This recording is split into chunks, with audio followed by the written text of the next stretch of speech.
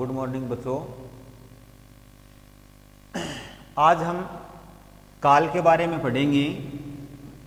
कल हम काल के बारे में पढ़ रहे थे, लेकिन उसमें काल के सिर्फ एक भेद के बारे में ही हम पढ़ पाए और वह भेद था भूतकाल।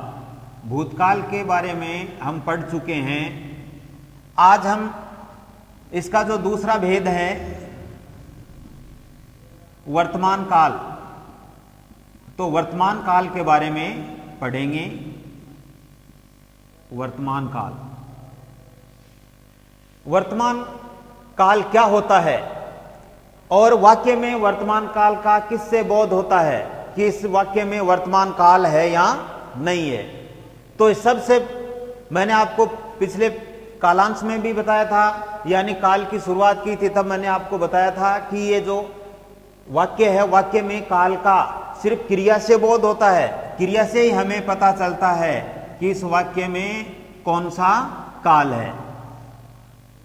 तो वर्तमान काल क्रिया के जिस रूप से परिभाषा से हमें पता चलता है कि क्रिया के जिस रूप से वर्तमान में यानी अब संपन्न होने, वर्तमान में संपन्न होने या जारी रहने का बोध होता है। क्रिया के जिस रूप से उसका वाक्य में वर्तमान में जारी रहने का बोध होता है, उसे ही हम क्या कहते हैं, वर्तमान काल कहते हैं। तो ये अब इसका हम उदाहरण लेते हैं। जैसे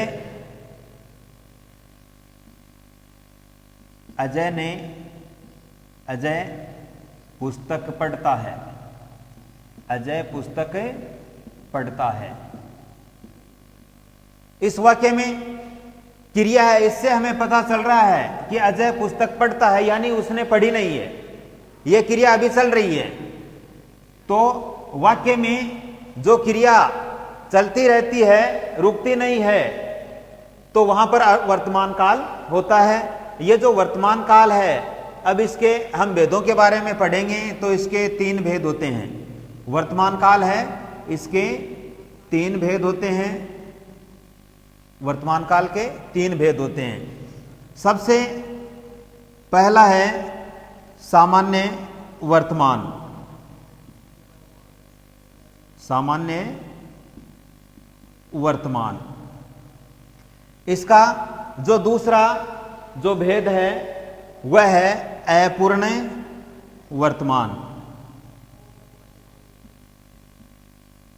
अपूर्ण वर्तमान। और इसका तीसरा जो भेद है वह है संदिग्ध वर्तमान। क्या है? संदिग्ध वर्तमान। इस तरह से इसके तीन भेद होते हैं। वर्तमान काल है, इसके तीन भेद होते हैं। कुछ जगह पर या कई बार क्या इसके चार भेद भी कर लेते हैं, लेकिन मूल रूप से इसके ये तीन भेद ही होते हैं। सामान्य वर्तमान काल, अपूर्ण वर्तमान काल और संदिग्ध वर्तमान काल। अब हम आगे चर्चा करते हैं सामान्य वर्तमान काल की, कि सामान्य वर्तमान काल क्या होता है। तो सामान्य वर्तमान काल यानी क्रिया का ही प्रमुख रोल रहता है, क्रिया ही प्रमुख होती है इसमें। तो वाक्य है, उस वाक्य में क्रिया सामान्य रूप से चल रही है, तो वहां पर सामान्य वर्तमान काल होता है। और इसकी जो पहचान है वह कैसे की जाती है कि सामान्य वर्तमान काल है, तो उसकी पहचान हम कैसे कर सकते हैं, कैसे उसका पता चलता है कि इसमें सामान्य वर्तमान काल है। तो जो क्रिया है उसके साथ में ता है, ते है, ती है, ये प्रयुक्त होते हैं। ता है, ते है, ती है, ये क्रिया के साथ प्रयुक्त होते हैं। तो जैसे हम उदाहरण लेते हैं, राजेश पुस्तक पढ़ता है। राजेश पुस्तकें पढ़ता है। तो ये जो वाक्य है, इस वाक्य में देखें, राजेश पुस्तक पढ़ता है, तो यह वर्तमान काल हो गया। और इसमें कौन सा वर्तमान काल हो गया? इसमें हो गया सामान्य वर्तमान काल। राजेश पुस्तक पढ़ता है, तो इसमें कौन सा वर्तमान काल हो गया? सामान्य वर्तमान काल। वे खेलते हैं, वे खेलते हैं, तो इसमें क्रिया से हमें पता चल रहा है कि यह क्रिया वर्तमान काल की है। क्यों है? क्योंकि इसमें जो खेलते हैं, तो यहां पर ते हैं प्रयुक्त हुआ है, तो यह सामान्य वर्तमान काल की क्रिया है, क्योंकि जो क्रिया है वो सामान्य रूप से चल रही है। तो इस तरह से ये सामान्य वर्तमान काल हो गया। अब हम दूसरा इसका जो भेद है अपूर्ण वर्तमान काल, इसके बारे में पढ़ते हैं। अपूर्ण वर्तमान काल। अब अपूर्ण वर्तमान काल है, इसमें जो क्रिया है वह जारी रहने का बोध होता है। क्रिया है उसका वाक्य में जारी रहने का बोध होता है, यानी वह अभी अधूरी। अपूर्ण का मतलब है अधूरा, तो क्रिया अभी अधूरी है यानी पूरी नहीं हुई है। तो इसके अंत में क्रिया है, उसके अंत में क्या प्रयुक्त होता है? क्या लगता है? रहा है, रहे हैं और रही है। रहा है, रहे हैं, रही है, यह प्रयुक्त होता है। अपूर्ण वर्तमान काल में क्रिया के साथ रहा है, रहे हैं, रही है, यह प्रयुक्त होता है। अब जैसे अपन एक उदाहरण बनाते हैं इससे।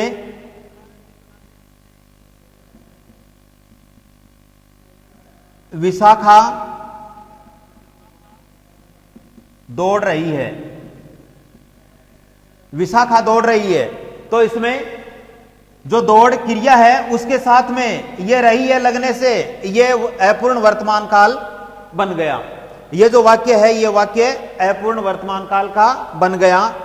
विशाखा दौड़ रही है, तो दौड़ रही है, इससे हमें ये पता चल रहा है कि क्रिया अभी पूरी नहीं हुई है, अधूरी है। अपूर्ण का मतलब अधूरा यानी पूरा ना होना, तो ये क्रिया इसमें पूरी नहीं हुई है। पूरी नहीं होने के कारण इसमें कौन सा काल हो गया?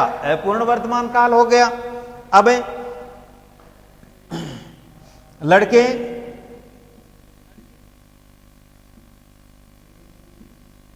घर जा रहे हैं, लड़के घर जा रहे हैं, तो इस वाक्य में लड़के घर जा रहे हैं, तो जा रहे हैं प्रयुक्त होने के कारण इसका हमें यह बोध हो रहा है, इससे हमें यह पता चल रहा है कि यह जो क्रिया है, जाना जो क्रिया है, यह अभी पूरी नहीं हुई है, यह अधूरी है। अधूरी होने के कारण इसमें कौन सा काल हो गया? अपूर्ण वर्तमान काल हो गया। अब आगे हम चर्चा करते हैं संदिग्ध वर्तमान काल की। यह है संदिग्ध वर्तमान काल। क्या है? संदिग्ध वर्तमान काल। तो अब सबसे पहले हमें कि कोई वाक्य है, उस वाक्य में हमें संदिग्ध वर्तमान काल है या नहीं है, इसका हमें कैसे पता चले? तो इसकी प्रमुख विशेषता यही होती है, क्या होती है कि जो सामान्य वर्तमान काल जैसे ता है, ते है, ती है, तो उसके आगे होगा, होगे, होंगे या होगी लग जाएगा। जैसे पढ़ता होगा, पढ़ता होगा, पढ़ती होगी, पढ़ती होगी। यह प्रयुक्त होने के कारण इसमें हमें यह पता चल रहा है कि क्रिया है उसका यह संदिग्ध रूप प्रकट हो रहा है। क्रिया है इसका कौन सा रूप प्रकट हो रहा है? संदिग्ध रूप प्रकट हो रहा है। तो एक बार पुनः हमें वर्तमान काल के बारे में जान लेते हैं कि क्रिया है, उस क्रिया के रूप से हमें यह पता चलता है कि क्रिया वाक्य में सामान्य रूप से चल रही है। तो इसका जब हमें बोध होता है तो हमें यही पता चलता है कि इसमें कौन सा काल है? वर्तमान काल है। वर्तमान काल है, इसके तीन भेद होते हैं, सामान्य वर्तमान काल, अपूर्ण वर्तमान काल और संदिग्ध वर्तमान काल। सामान्य वर्तमान काल इसकी विशेषता होती है कि इस क्रिया के अंत में ता है, ते है, ती है प्रयुक्त होता है। जैसे उदाहरण लेते हैं हम, राजेश पुस्तक पढ़ता है, वे खेलते हैं, तो अंत में ता है, ते है, ती है प्रयुक्त हुआ है, इसलिए इसमें सामान्य वर्तमान काल है, क्योंकि क्रिया अभी पूरी नहीं हुई है, चल रही है। अपूर्ण वर्तमान काल, इसमें भी यही प्रतीत हो रहा है। अपूर्ण का मतलब अधूरा। इसमें तो यह है कि क्रिया सामान्य रूप से चल रही, इसमें यह पता चल रहा है कि क्रिया अभी अधूरी है, पूरी नहीं हुई है। तो इसकी क्या विशेषता है? क्रिया के साथ में ता है, ते है, ती है, सॉरी क्रिया के साथ में रहा है, रहे हैं, रही हैं प्रयुक्त होता है। तो यहां पर जैसे विशाखा दौड़ रही है, तो यहां पर दौड़ रही है, तो यह पूर्ण वर्तमान काल हो गया। लड़के घर जा रहे हैं, तो इसमें यह पूर्ण वर्तमान काल हो गया। अब आगे चलते हैं, संदिग्ध वर्तमान काल। तो इसमें कोई संदेह प्रकट होता है कि क्रिया पूरी नहीं हुई। तो जैसे पढ़ता होगा, तो हम इससे अगर कोई वाक्य भी बनाए, तो जैसे हम इससे एक वाक्य बनाते हैं, संदिग्ध वर्तमान काल का एक वाक्य बनाते हैं। तो सीमा पत्र लिखती होगी, सीमा पत्र लिखती होगी। तो इसमें संदेह प्रकट हो रहा है, संदिग्ध भूमिका प्रकट हो रही है। तो इस क्रिया से हमें यह पता चलता है कि इसमें संदिग्ध वर्तमान काल है। इस तरह से ये अपना वर्तमान काल अब पूरा हो गया है। अब हम आगे जो चर्चा करते हैं, आगे जो तीसरा जो काल है उसके बारे में हम पढ़ते हैं, तो वह है भविष्यत काल। कौन सा है? भविष्यत काल।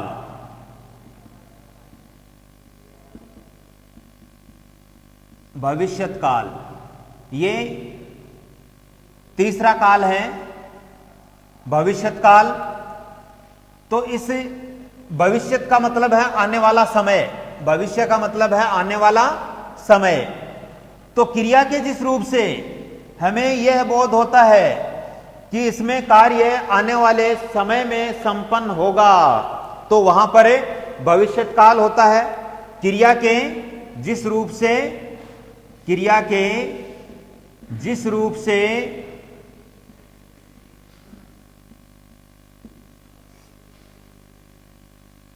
आने वाले समय में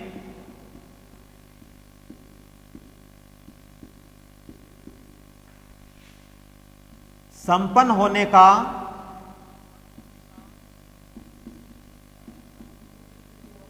बोध होता है या पता चलता है, वहां भविष्यत काल होता है, वहां भविष्यत काल होता है। अब जैसे हम एक उदाहरण लेते हैं,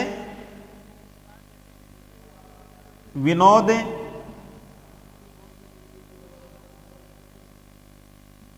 घर आएगा, विनोद घर आएगा। तो ये जो आएगा जो क्रिया है, ये वर्तमान काल और भूतकाल की न होकर के भविष्यत काल का बोध करा रही है।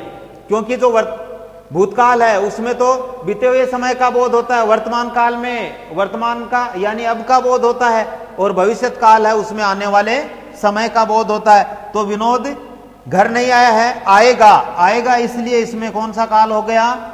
भविष्यत काल। इसमें हो गया भविष्यत काल।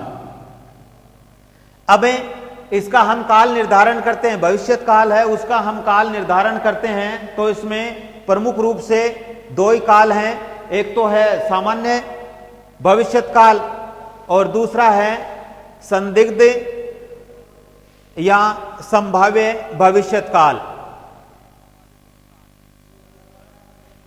इसके प्रमुख रूप से दो भेद होते हैं, एक तो है सामान्य भविष्यत, सामान्य भविष्यत, और दूसरा है संदिग्ध भविष्यत।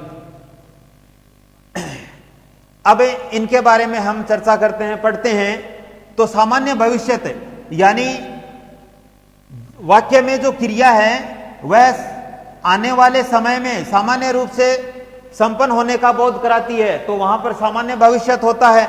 और इसकी विशेषता क्या होती है? होगा, होंगे या होगी। सामान्य भविष्य की विशेषता क्या होती है? होगा, होंगे और होंगी। तो जैसे इनसे हमें अब कोई वाक्य बनाते हैं, तो राजू पुस्तक पढ़ेगा। राजू पुस्तक पढ़ेगा, यानी जो वाक्य है उस वाक्य में पढ़ेगा, इस क्रिया से यह पता चल रहा है कि यह वर्तमान काल की और भूतकाल की न होकर भविष्यत काल की क्रिया है। अंत में गा लगा हुआ है, तो इसमें जैसे होगा, होगी या गा गेगी प्रयुक्त होते हैं। विनय पत्र लिखेगा। विनय पत्र लिखेगा, तो यह भी सामान्य भविष्यत काल की क्रिया है। तो इस तरह से सामान्य जो भविष्यत काल होता है उसमें क्रिया के जिस रूप से यह पता चलता है, क्या पता चलता है कि क्रिया आने वाले समय में सामान्य रूप से संपन्न होगी, तो वहां पर सामान्य भविष्यत काल होता है। अब आगे हम चर्चा करते हैं संदिग्ध भविष्यत काल की। तो संदिग्ध भविष्यत काल है, उसमें क्या होता है कि आने वाले समय में क्रिया के संपन्न होने का संदेह बना रहता है, तो वहां पर संदिग्ध भविष्यत काल होता है। जैसे शायद आज मैं घरे जाऊंगा। शायद मैं आज घर जाऊंगा, तो यहां पर जो शायद लगने से संदेह प्रकट हो रहा है, संभावना प्रकट हो रही है, इसलिए इसमें संदिग्ध भविष्यत काल है। तो इस प्रकार से भविष्यत काल है, ये बहुत ही सरल और आसान है, छोटा सा है। इसके दो भेद होते हैं, और जो भविष्यत काल है उससे हमें यही पता चलता है कि क्रिया आने वाले समय का बोध कराती है, आने वाले समय में कार्य के संपन्न होने का बोध कराती है, इसलिए इसको भविष्यत काल कहते हैं। भविष्यत काल है, इसके दो भेद होते हैं, सामान्य भविष्यत और संदिग्ध भविष्यत। सामान्य भविष्यत उसमें क्रिया है, उसके साथ में गा गेगी लग जाएंगे। तो जैसे मैं पढ़ूंगा, विनोद खेलेगा, तो इस तरह से सामान्य भविष्यत काल हो गया। और संदिग्ध भविष्यत काल है, उसमें संदेह बना रहता है, शायद आज मैं घरे जाऊंगा। संभव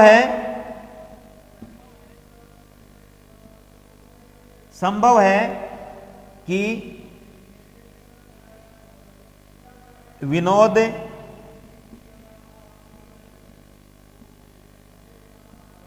मैच खेलेगा। संभव है कि विनोद मैच खेलेगा, तो यहां पर संभव यानी ये संभावना प्रकट हो रही है, इसलिए ये जो क्रिया है ये किस काल की हो गई? भविष्यत काल की हो गई, और भविष्यत में संदिग्ध भविष्यत काल की क्रिया हो गई। इस तरह से अपना ये जो टॉपिक है, कौन सा टॉपिक?